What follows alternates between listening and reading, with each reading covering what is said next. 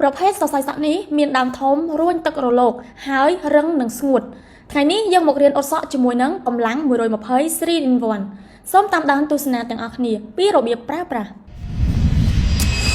ដំបូងបងគ្រាន់តែយកជាមួយនឹងសាប៊ូបោកកោសិកាកក់ទៅលើសរសៃសក់នឹងដើម្បីលាងសម្អាតសារជាតិកខ្វក់ចេញពីសរសៃសក់បន្ទាប់មកទៀតបងប្អូនត្រូវជ្រើសរើសជាមួយនឹងចែការពារស្បែកក្បាលលាបដើម្បីគ្របបាំងសារជាតិគីមីមិនឲ្យជ្រាបចូលទៅក្នុងស្បែកក្បាលបន្ទាប់ពីលាបចែការពារស្បែកក្បាលហើយកុំភ្លេចជ្រើសរើសជាមួយនឹងប្រភេទថ្នាំអ៊ុតសក់ត្រង់កម្លាំង120ដែលមានឈ្មោះថាអ៊ុត3 in 1គឺយើងលាបទៅលើសរសៃសក់នឹងឲ្យបានសព្វនិងជោគល្អ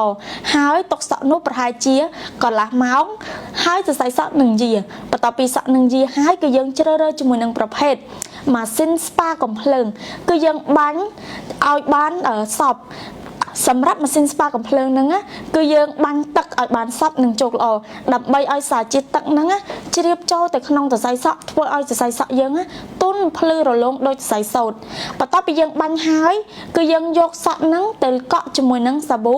លាងសារជាតិគីមីដើម្បីកុំឲ្យថ្ងៃអនាគតសក់របស់គាត់នឹងជួបបញ្ហាជ្រុះឬក៏ដាច់ឬក៏ពុកផុយអញ្ចឹងយើងលាងសារជាតិគីមីដើម្បីទប់ស្កាត់យើងលាងជាមួយនឹងសាប៊ូសារជាតិគីមីហើយគឺបងប្អូន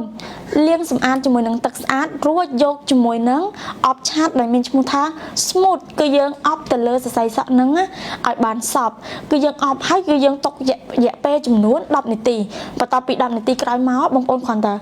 លាងជាមួយនឹងទឹកស្អាតហើយគៀបឲ្យឆ្អិនហើយជាការស្រេចនឹងទទួលបានសរសៃសក់ដែលមានសភាពត្រង់ទន់ភ្លឺរលោងដូចកញ្ចក់អញ្ចឹង